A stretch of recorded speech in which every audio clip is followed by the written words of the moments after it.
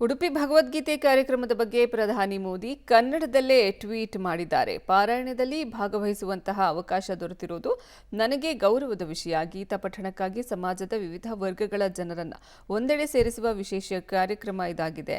ಪುತ್ತಿಗೆ ಮಠ ನಮ್ಮ ಸಾಂಸ್ಕೃತಿಕ ಜೀವನದಲ್ಲಿ ಅತ್ಯಂತ ವಿಶೇಷ ಮಹತ್ವವನ್ನು ಹೊಂದಿದೆ.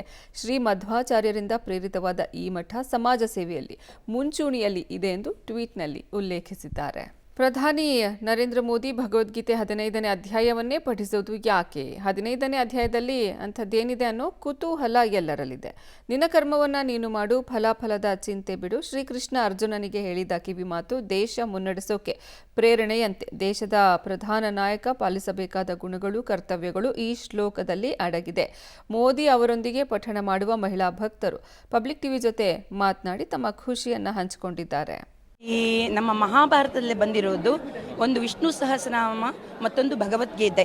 ಇದು ನಮ್ಮ ಎರಡು, ಹೇಗೆ ನಮ್ಮ ಹಿಂದೂ ಧರ್ಮದಲ್ಲಿ ನಮ್ಮ ಭಾರತೀಯರಿಗೆ ಪ್ರಮುಖವಾದ ಒಂದು ಪ್ರಾಮುಖ್ಯತೆ ಇರುವ ಒಂದು ಎರಡು ಗ್ರಂಥಗಳು. ಇದನ್ನು ಪ್ರತಿಯೊಬ್ಬರೂ ಪಠಣ ಮಾಡಲೇಬೇಕು. ಅದು ಈ ಭಗವದ್ಗೀತೆಯಲ್ಲಿ ಪುರುಷೋತ್ತಮನಾದ ಭಗವಂತ ಶ್ರೀಕೃಷ್ಣ ಹೇಳ್ತಾನೆ, ಇದು ನನ್ನದೇ ಒಂದು ಗೀತೆ, ಇದು ನಾನು ನಿನಗೆ ಉಪದೇಶ ಮಾಡ್ತಾ ಇರೋದು. ನಿನ್ನ ಪಾಲಿನ ಕರ್ತವ್ಯವನ್ನು ನೀನು ಮಾಡು. ನಿನಗೆ ಈಗ ಕರ್ತವ್ಯ ಏನು? ಕ್ಷತ್ರಿಯನಾಗಿ ನಿನಗೆ ಏನು ಕರ್ತವ್ಯ? ಈಗ ಯುದ್ಧ ಮಾಡೋದು ನಿನ್ನ ಕರ್ತವ್ಯ. ನಾನು ಹೇಳ್ತಾ ಇದ್ದೇನೆ, ಪುರುಷೋತ್ತಮನಾದ ನಾನು ಹೇಳ್ತಾ ಇದ್ದೇನೆ, ಅದನ್ನು ನೀನು ಮಾಡು. ಏನು ಪ್ರತಿಫಲದ್ದು ಅಪೇಕ್ಷೆ ಇಟ್ಕೋಬೇಡ.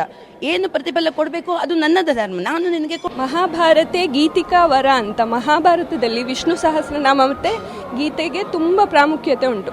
ಅದರಲ್ಲೂ ಈ 15ನೇ ಅಧ್ಯಾಯದಲ್ಲಿ ಉತ್ತಮ ಪುರುಷಸ್ತು ಅನ್ಯಃ ಅಂತ ಹೇಳಿದ್ದಾರೆ. ಅಂದರೆ ಕೃಷ್ಣನು ಎಲ್ಲರಿಗಿಂತಲೂ ಉತ್ತಮವಾಗಿದ್ದಾನೆ ಅಂತ.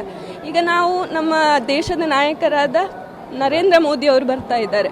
ಅವರು ನಮ್ಮ ದೇಶ ಕಂಡ ಉತ್ತಮ ಪ್ರಧಾನಿ. ಸೊ ಅವರ ಜೊತೆಗೆ ನಾವು ಕೃಷ್ಣನನ್ನು ನೀನು ಉತ್ತಮ ಪುರುಷ, ನೀನು ನಮ್ಮ ಒಡೆಯ ಅಂತ ಹೇಳಿ ಉಪಾಸನೆ ಮಾಡೋದು, ಅದು ಈ ಲಕ್ಷ ಜನರೊಟ್ಟಿಗೆ ಸೇರಿ ನಮ್ಮ ಪ್ರಧಾನಿಯವರೊಂದಿಗೆ